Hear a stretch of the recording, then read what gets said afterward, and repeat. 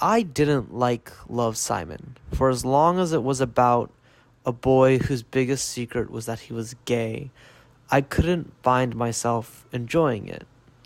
But then I thought about it as a movie where a bunch of teenagers have a secret that they don't want to share with the world, and that they feel like when they share it, it could change their whole worlds. I'm not that much older than a teenager, but I've come a long way in learning that if you share a secret with people, that it doesn't necessarily change how you feel about it. And it's really scary to come to terms with that. It's really scary to tell somebody you like that you want to be with them because you could get rejected. It's really scary to apply to a job or to send letters to colleges. Those are all scary things. And Simon, he finds out that his relationship with another boy has been found out. And so he puts in all this time and effort to support multiple lies just to avoid revealing that he's gay. And the climax of the film is that he finds the courage to apologize to his friends and to want to be with the people that he wants to be around. The character Martin is a lot like who I was. Too shy and awkward to actually understand what good social interaction is. Too smart to realize that maybe his own line of thinking isn't correct. Yeah, it was really sweet when Martin stood inside of a diner and tried to make Abby realize she needed a superhero. And that was the closest he could get to admitting his feelings to Abby. But it just wasn't enough. It wasn't being Nick.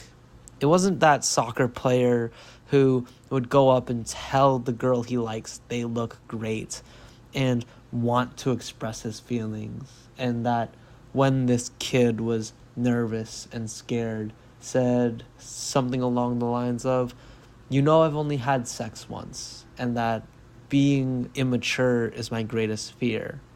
Immaturity is a common thread in this movie. For example, the character Leah Burke is only used to having Simon's presence, is only used to having her crush on Simon.